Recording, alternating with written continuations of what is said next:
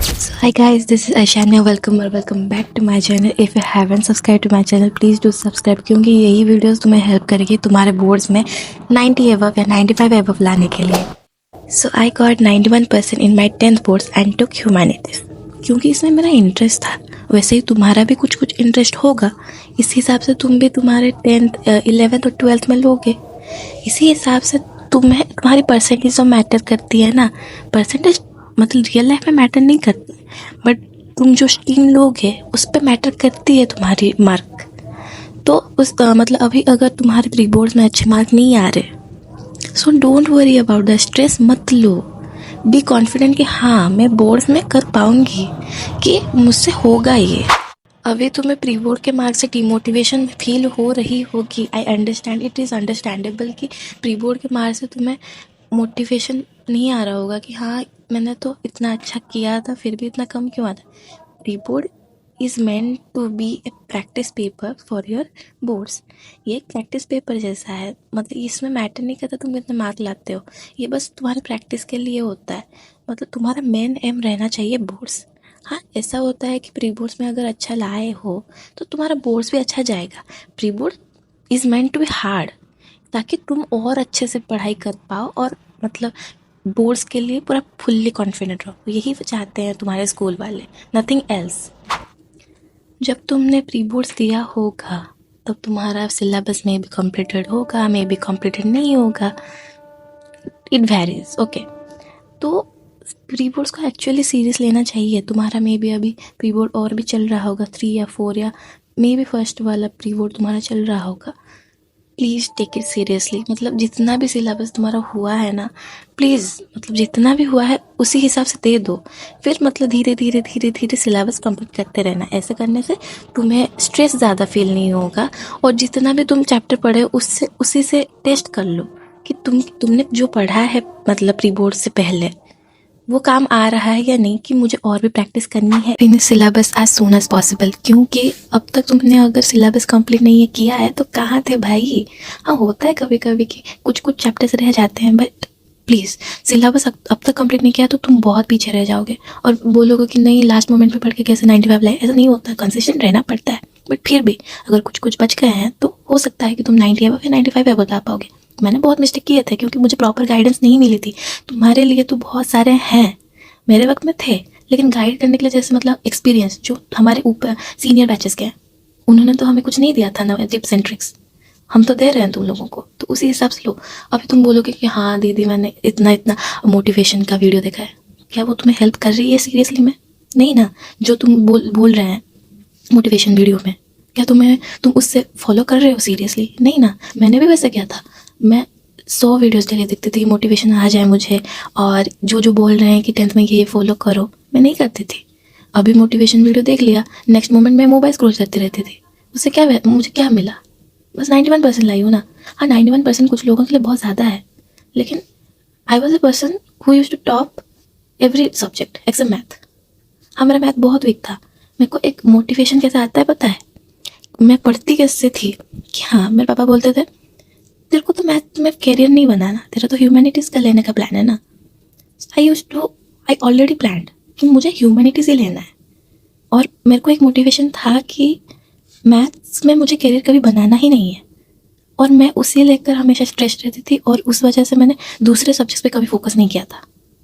तो सिलेबस को ऐसे कंप्लीट करो, मतलब 4 पार्ट्स में डिवाइड करो. तुम्हारा मेन सब्जेक्ट तो है मैथ और एसएसटी और साइंस. हाँ अंडरस्टैंडेबल है कि ये 3 सब्जेक्ट तुम्हारे लिए बहुत इंपॉर्टेंट है क्योंकि इसमें बाहर सिलेबस होता है as compare to English, Hindi और संस्कृत.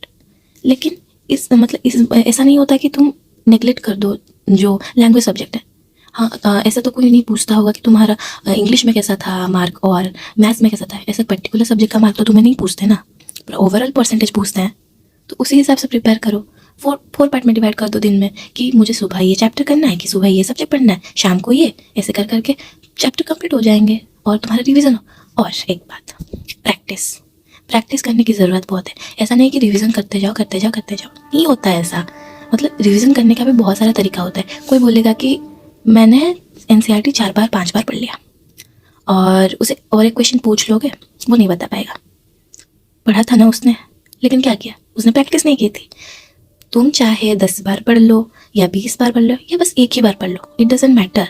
तुमने प्रैक्टिस कैसे की है, मतलब तुम्हारा अप्रोच कैसे रह रहा है एक क्वेश्चन पर। अप्रोच होने का ही वही एक तरीका है। मैथ्स में तो तुमने फार्मूला रट लिया, मतलब मैथ्स तुम्हारा वही क्या है, तुमने फार्मूला रट लिया, एग्जाम में वो क्वेश्चन उसी रिलेटेड आ गया, तुम्हें आएगा क्या, तुम अप्रोच कर पाओगे, तुमने प्रैक्टिस की थी नहीं ना। तो रिवीजन करो, लेकिन उसी के साथ प्रैक्टिस करो। प्रैक्टिस जैसे भी क्वेश्चन हो। और जो भी सैम्पल पेपर में अगर डिमोटिवेशन फील हो रही है, सैम्पल पेपर हार्ड होते हैं, आई एग्री। मैंने भी इतने सैम्पल पेपर्स कभी नहीं किए हैं, क्योंकि मुझे खुद डिमोटिवेटेड फील हो रहा था कि बहुत टफ है, मुझसे नहीं हो रहा सॉल्व, नहीं होने दो। और एज ए इंडियन फैमिली ये पॉसिबल नहीं है कि 3 घंटे विदाउट एनी डिस्टर्बेंस तुम एक जगह पे बैठ पाओ। तुम्हें डिस्ट्रैक्शन होगा। एक एग्जाम हॉल का एनवायरनमेंट तुम कभी घर पे ले नहीं पाओगे, वो अवॉइड नहीं कर पाओगे तुम। मतलब तुम जितना भी कर लो नहीं हो पाएगा। किसी किसी के घर में एक्सेप्शन होता है, लेकिन ये पॉसिबल नहीं है। बट ट्राई योर बेस्ट कि सैम्पल पेपर के क्वेश्चन तुम सॉल्व करो, चाहे वो 3 घंटे तुम नहीं मैनेज कर पाओ, लेकिन सॉल्व करो। क्या पता तुम्हारा अप्रोच करने का तरीका बदल जाए। And believe me, sample paper hard होते हैं, लेकिन बोर्ड्स के paper as comparatively sample paper से बहुत ईजी होते हैं। Trust me on this. तुम अगर तुम्हें भरोसा नहीं है ना, तो प्रीवियस ईयर पेपर्स देखो, बोर्ड्स के बहुत ईजी रहते हैं, बहुत ज़्यादा। मतलब sample papers is meant to be hard like pre boards में जैसे हार्ड बनाते हैं कि और भी ज़्यादा मेहनत करो कि बोर्ड्स में अच्छा आ जाए, वैसे ही sample papers are meant to be like that, easy. तो तुम रिविज़न करो अच्छे से, सिलेबस पहले कंप्लीट होना चाहिए। और प्लीज़, हर कोई बोलता है एनसीईआरटी तुम्हारी माता है, आई एग्री, एनसीईआरटी तुम्हारी माता है, लेकिन उसे भी पढ़ने का एक तरीका होता है। मैंने एनसीईआरटी बहुत ज़्यादा पढ़ा था, लेकिन मुझे एक क्वेश्चन पूछ लो, मुझे नहीं पता चलेगा कि मैंने कहाँ पढ़ा था, क्योंकि प्रैक्टिस नहीं की थी मैंने। वो तुम बोर्ड में झगड़ा भी नहीं कर पाओगे कि एनसीईआरटी से नहीं आया था, क्योंकि तरीका क्वेश्चन का अलग होता है, लेकिन उसी रिलेटेड या उसी कॉन्सेप्ट के बेस में आता है, तो उसी हिसाब से क्वेश्चन प्रैक्टिस करना चाहिए ना। तो तुम्हें बहुत सारे प्रैक्टिस सेट्स या सैम्पल पेपर्स या जो भी बीएसटी में क्वेश्चन मतलब वेरी सिमिलर क्वेश्चंस, जो कि तुम्हें प्रीवियस ईयर क्वेश्चन से मिलेगा। और ऐसा नहीं है कि मैंने 10 साल का पेपर बनाया था, कुछ नहीं, ऐसा मैंने कुछ नहीं किया था। मैं बस क्वेश्चन देख लेते थे कि कौन सा आएगा नहीं आएगा।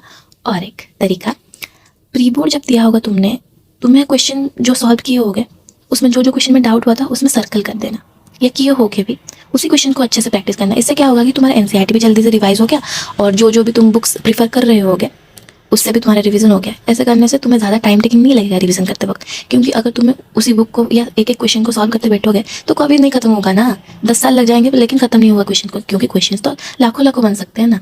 तो जो में डाउट हो रहे हैं उसे सर्कल कर दो, बस उसी पे रिवाइज करो। और प्लीज़ ज़्यादा मोटिवेशनल वीडियोस मत देखना, क्योंकि ये हेल्प करेगी नहीं और तुम्हें ज़्यादा ट्रॉमा आएगा। Just trust me on this, क्योंकि मैं इतने वीडियोस देखती थी, मेरे को लगता था कि ये इंसान ये बोल रहा है, वो इंसान बोल रहा है, हर कोई अलग अलग बात बोल रहा है। मतलब हर किसी इंसान का अलग अलग अप्रोच होता है, ये साइकोलॉजी। मतलब तुम किस की बात सुनोगे, 100 लोगों की थोड़ी सुनोगे। किसी एक का एक मोटिवेशनल वीडियो उठाओ, उसे फॉलो करो और अच्छे मार्क्स लाओ। इस एनसीईआरटी के सारे क्वेश्चंस करना, किसी को भी लिटरली इंटेक्स क्वेश्चन लेके, एक्सरसाइज से लेके, एग्जाम्पल से किसी भी स्किप मत करना, क्योंकि यू डोंट नो किधर से भी क्वेश्चन आ सकते हैं। और एसएसटी के जो भी बॉक्सेस हैं या जो भी पिक्चर बेस्ड क्वेश्चन हैं सब आ सकते हैं। सो please do not ignore that. और फिजिक्स के जो भी डायग्राम बेस्ड या केमिस्ट्री के जो भी केमिकल बेस्ड या जो भी ब्लू बॉक्सेस में होते हैं ना, किसी को इवन इग्नोर करना मत। और मैथ में जो भी एग्जांपल्स है, चाहे तुम्हें इंपॉर्टेंट लगे या ना लगे, सब कर लेना, क्योंकि मैंने बेसिक मैथ लिया था and you wouldn't believe that कि एनसीईआरटी से पूरे छपके क्वेश्चन आए थे या उसी से रिलेटेड आए थे। और एमसीक्यूज़ का अगर टेंशन है तो मैं मैथ्स का एग्जाम्पल क्वेश्चन उठाओ और उससे प्रैक्टिस करते बैठो, उसी रिलेटेड आएगा और बहुत ईजी आता है। मैंने स्ट्रेस लिया था, इस वजह से मेरे को बहुत कम मार्क्स आ रहे हैं। काश उस वक्त मेरे को गाइड करने के लिए कोई होता ना, आई वुड हैव गॉटन कितने अच्छे मार्क्स लाते मैं। तुम्हारे लिए हम हैं, तुम्हारे लिए गाइड करने के लिए बहुत सारे यूट्यूबर्स हैं, हम जैसे सीनियर्स हैं तुम्हारे लिए। So don't take stress. अगर पेपर प्रेजेंटेशन नहीं सिखाना तो किधर हो भाई, तुम क्या रहे हो। तो मैं एक वीडियो बना दूंगी तुम्हारे लिए पेपर प्रेजेंटेशन के लिए, and please do follow up that. और मैंने जितने वीडियोस बनाए हैं please do check it out, क्योंकि वही तुम्हें हेल्प करेगी बहुत ज़्यादा। And trust me on that कि अगर मैं बोल रही हूँ कुछ, मैं बहुत एनालाइज करके बोलती हूँ। मैंने बहुत वीडियोस देखे हैं, उसी हिसाब से वर्क किया है। मतलब 10th के टाइम में नहीं, बट रियलाइज़ करके मैंने एनालाइज किया है कि मैंने क्या मिस्टेक्स किए थे, क्या करना चाहिए। और मैं तुम्हारी सीनियर हूँ, तो मुझे पता है कि कैसा क्या होता है। So trust me on that and please do check it out, जो वीडियोस मैंने बनाए previously. And please do subscribe, क्योंकि मुझे इतने से मोटिवेट नहीं होता, क्योंकि मेरे व्यूज़ धीरे धीरे डाउन जा रहे हैं। I don't know why, because I haven't been consistent enough. So please do subscribe ताकि मुझे मोटिवेशन मिले और तुम्हें हेल्प कर सकूँ मैं। सो पेपर प्रेजेंट करना सीख जाओ, मतलब अच्छा हैंड राइटिंग और स्पेस दे के लिखना और कीवर्ड्स को अंडरलाइन करना, हाईलाइटर से नहीं पेंसिल से। और टाइम मैनेजमेंट का प्रॉब्लम बहुत ज़्यादा लोग फेस करते हैं, आई अंडरस्टैंड, क्योंकि कोई स्लो राइटर होते हैं, कोई फास्ट राइटर है, लेकिन प्रॉब्लम होता है, आई अंडरस्टैंड। सो क्या करो, जब भी तुम एक क्वेश्चन प्रैक्टिस, खुद को एक छोटा मोटा चैलेंज दो कि नहीं मैं 2 मिनट में क्वेश्चन सॉल्व करके दिखाऊंगी और मैं खुद को एक चॉकलेट ट्रीट दूंगी। ऐसे करने से ही तुम्हें मोटिवेशन मिलेगी। यार मैं भी ऐसा करती थी कि नहीं मुझे ये चैप्टर जैसे भी करके 1 घंटे में कंप्लीट करना है, उसके बाद मैं खुद को एक ट्रीट दूंगी। ऐसे करने से तुम्हें एक लालच आता है कि नहीं, मतलब एक ह्यूमन साइकोलॉजी होता है कि नहीं हमें जिस चीज़ से एक फ़ायदा होता है ना, हम उसी तरह भागते हैं। तो ऐसे छोटे मोटे चैलेंज देख के कंप्लीट करो, तुम्हारा टाइम मैनेजमेंट ऑटोमेटिक हो जाएगा। सैम्पल पेपर से तुम सॉल्व कर पाओगे, लेकिन खुद को 15 घंटा देना इट्स नॉट पॉसिबल, क्योंकि तुम्हें अगर सिलेबस कंप्लीट नहीं हो उससे भी टाइम देना है, फिर रिवीजन के लिए टाइम देना है, प्रैक्टिस करना है, नहीं हो पाएगा। क्योंकि एक इंसान कितना भी पढ़ेगा, तुम्हें एक ब्रेक भी तो चाहिए। एंड हाँ guys, please do take proper breaks और ज़्यादा स्ट्रेस मत लो। अगर स्ट्रेस ज़्यादा लोगे तो तुम्हारी तबीयत ख़राब हो सकती है बोर्ड्स के वक्त या प्री बोर्ड्स के वक्त, बहुत परेशान हो जाएगा। क्योंकि मैंने भी प्री बोर्ड्स के वक्त मेरा तबीयत ख़राब हो गया था and I couldn't give my science exams. So I just advice you कि स्ट्रेस ज़्यादा मत लो और थोड़ा थोड़ा ब्रेक लेके और प्रॉपर डाइट मेंटेन करो, ज़्यादा अनहेल्दी फूड्स मत खाना। ऐसा बोल देंगे कि हाँ जो मन है खाओ, बोर्ड्स का तो वक्त है आ जाएगा, नहीं, डाइट मेंटेन करो, अच्छा सा हेल्दी फूड खाओ और अच्छे से पढ़ाई करो। तो अभी तुम्हें स्ट्रेस हो रहा है कि तुम्हें कौन सा कैरियर पाथ चूज़ करना है, बस उसका स्ट्रेस मत लो। अभी तुम्हें बोर्ड्स के लिए टेंशन लेना है, उसके बाद तुम्हें सोचना है I will make a video upon that कि तुम्हें अपना कैरियर कैसे चूज़ करना है। एंड इट्स ईजी, इसके लिए तुम्हें स्ट्रेस नहीं लेना, तुम्हारा मेन एम रहना है कि बोर्ड्स में मुझे कितना अच्छा मार्क लाना है। And guys please do not focus on कि टॉप 5 सब्जेक्ट के मतलब स्ट्रैटेजी के लिए, क्योंकि मैं जब मतलब CBSE बोर्ड से स्टेट बोर्ड को आई, मुझे वो टॉप 5 सब्जेक्ट कभी हेल्प नहीं किया। मतलब मेरा टॉप 5 लेने से भी 91 आ रहा है और टॉप 5 ना लेने से भी 91 आ रहा है, इट डिडंट हेल्प। और मेरा एक दोस्त था, उसने टॉप 5 सब्जेक्ट लिया था, लेकिन उसका एडमिशन पॉसिबल नहीं हो पाया। उन्होंने बोला कि नहीं ये हो नहीं सकता, CBSE या स्टेट बोर्ड से आने से ये हेल्प नहीं करेगा। और अगर तुमने साइंस या मैथ्स में स्कोर अच्छा नहीं किया होगा और टॉप 5 में तुमने लिया होगा और किसी भी एक सब्जेक्ट को डिच कर दिया होगा, तुम्हें साइंस स्ट्रीम नहीं मिल सकती, क्योंकि तुमने मैथ्स और साइंस में तो कम लाया है ना। तो चाहे तुम कॉमर्स लो या साइंस लो या ह्यूमैनिटीज़ लो, तुम्हें वही स्ट्रीम तुम्हारे जो भी पर्टिकुलर सब्जेक्ट उसी हिसाब से मिलेगी। और गाइस मैं जैसे मोटिवेटेड रहती थी कि मुझे मैथ्स नहीं लेना क्योंकि मैथ्स में वीक हूँ, तो मैं साइंस नहीं लूँगी, ह्यूमैनिटीज़ लूँगी। इसी हिसाब से तुम्हें एक मोटिवेशन बिल्डअप करना है। और मोटिवेशन ऐसा नहीं कि मैं दे रही हूँ हो जाएगा, नहीं, मोटिवेशन एक ऐसा चीज़ है जो तुम खुद बिल्ड करोगे। हम तो बस एक जरिया है, जिस मतलब एक गाइड करने के लिए है, लेकिन मोटिवेशन खुद से आएगी ना, मुझे इतना टाइम पढ़ना है, ना कि हम आ जाएंगे और तुम्हें बिठा के पढ़ा लेंगे, ऐसा तो पॉसिबल है नहीं। तो तुम्हें खुद पढ़ना होगा, खुद मोटिवेशन फील करना होगा। और तुम खुद सोचो तुम पढ़ाई किस लिए कर रहे हो, खुद के ड्रीम्स के लिए, खुद के कैरियर के लिए, या माँ बाप को खुश करने के लिए। हाँ, ऐसा होता है कि हर चीज़ हम पेरेंट्स के ऊपर क्यों डिपेंडेंट है, वो लोग तुमको सब कुछ दे रहे हैं किस चीज़ के लिए, ताकि तुम एक अच्छा सा कैरियर बिल्डअप कर पाओ या तुम सक्सेसफुल कैरियर बना पाओ, इसीलिए ना। सो डू नॉट थिंक कि हाँ a single piece of paper can decide my future, ऐसा नहीं होता। क्योंकि यही सिंगल पीस ऑफ पेपर तुम्हारी फ्यूचर कैसे मतलब पलट देगी, यू डोंट इवन रियलाइज। ऐसे बहुत बोले हैं बैक बेंचर्स कि ये पेपर क्या डिसाइड करेगी, उन्होंने क्या उखाड़ा है अपनी ज़िंदगी में, उनसे पूछो जिसने मतलब हाँ एवरेज मार्क आए होंगे, लेकिन कुछ तो किया है ना उन्होंने, फेल थोड़ी हुए हैं वो। हाँ, आई ट्रस्ट यू कि तुम बहुत अच्छा मार्क लाओगे, लेकिन तुम्हें भी तो एक मोटिवेशन रहना चाहिए कि नहीं मार्क्स लाऊंगी किस लिए, कि मुझे आगे बढ़ना है। ऐसा नहीं बोलेगा तुम टॉप करो, कि तुम पे डिपेंड करो, क्योंकि हर इंसान डिफरेंट होता है, आई अंडरस्टैंड। हर इंसान वेरी करता है उनका माइंडसेट, हर कोई टॉपर नहीं बन सकता। अगर ऐसा होता तो हर घर में एक टॉपर जिंदा होता, नहीं ना, सबका एक अलग कैपेबिलिटी है। तो तुम्हें इतना स्ट्रेस मतलब नहीं कि मुझे टॉप करना है, तुम ऐसा डिसाइड करो कि मुझे अच्छा मार्क लाना है, एक गोल बिल्डअप करो कि नहीं मुझे ये करना है, मतलब करना है। And guys please do ignore those background noises, क्योंकि मेरा हॉस्टल रोड साइड में है, सो प्लीज़ इग्नोर। तो आज के लिए इतना ही मोटिवेशन। ये मोटिवेशन वीडियो देख के मत सो जाना फिर से, प्लीज़ जाके पढ़ाई करो और अपने माँ बाप का सपना पूरा करो। So that's all for today's video, please do subscribe because it will motivate me to make such videos for you, and bye bye.